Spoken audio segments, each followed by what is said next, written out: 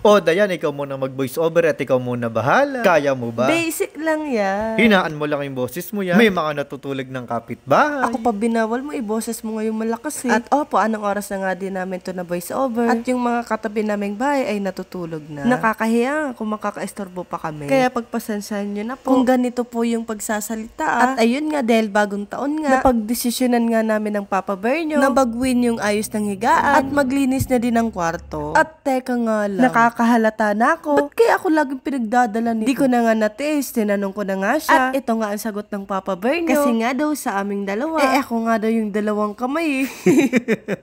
Siyempre. Gusto mo palit tayo?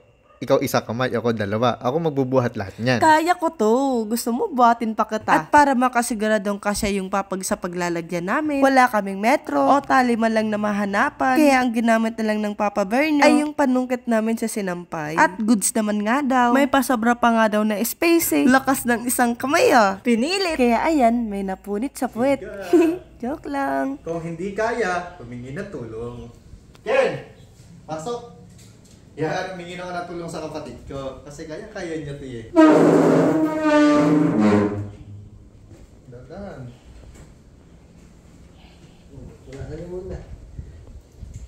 O ako naman muna yung magbo-voice over. At aalisin ko na nga kasi yung agos sa ilalim ng katre. Pinaalis ko na nga muna si Dayan para nga din hindi nga po siya makalanghap ng mga alikabok. Mahirap na nga, baka nga kasi mamaya matrigger na naman yung hika niya at mahirapan na naman siya sa paghinga. At ihitin na naman niya sa ubo. At kita nyo naman, halatang halata nga ding matagal nga din tong hindi nalinis at puro sapo. At sa totoo nga lang, napakahirap nga kasi maglinis ng ilalim ng katre. Nang makasigurado nga din na walang matira ni isang sapo. Pagkatapos ko nga po kasing agiwan, binacuum ko naman. At yung pagpapwestohan naman niya po ng papag, inumpisahan ko na nga din yung pagmamag. At po, bali ulunan nga namin dati ni Dayan ay nakahawig nga po sa bintana at doon nga po kasi sa gawin na yun sumisikat yung araw. At ewan ko nga lang din sa iba, dito nga kasi sa amin, lalong-lalo na nga din yung sabi ni Lola, na dapat nga daw kapag natutulog na yung ulunan, nasa pagsikat ng araw. Mayroon pa nga isa at hindi ko nga din alam kung tama nga yung pagkakaulo namin dito sa kabilang banda. Total, maglalaban na din ako. Inalis na nga namin yung bedsheet at pinalitan ng bago para mabango-bango. At hindi lang yun, sinabay ko na din lahat ng punda ng unan. At yung dalawa kasi namin nagamit ay pang Christmas pa nga. At sa gilid nga ng higaan namin, iniligay namin yung organizer rack. At sa pinakaibabaw nito, pinatong namin yung picture namin. Napakaganda nga lang. Ay gawa nga to sa lip. Sayang nga lang ang picture ni Papa Bear na to. Regalo sa kanya ni tita nung birthday. Ito nga po yung nabasag yung salamin. At tuluyan na nga pong kumupas yung picture. Kaya ayan, itatapon na lang daw niya. At oo nga po pala, yung kadugtong ng voice over na to ay kinabukasan na ng umaga. At ayan nga, sa kabilang side ng kwarto, kinuha namin yung cotton carpet sa sala. At dito nga namin nilatag. May binili kasi kaming clothing rack. Ang kainaman nga nito, yung mga hindi nagagamit na hanger, pwede dito isabit. Tulad nga ng bagong kinuwang sinampay, kung di pa tutupain, pwede muna dito ilagay. At yung ilalim nga nito, pwedeng pagpatungan ng mga sapatos. At charan, ito na nga po yung kinalabasan. Nasa bandang gilid yung mga bag at balanggot. At yung dalawa naming maleta.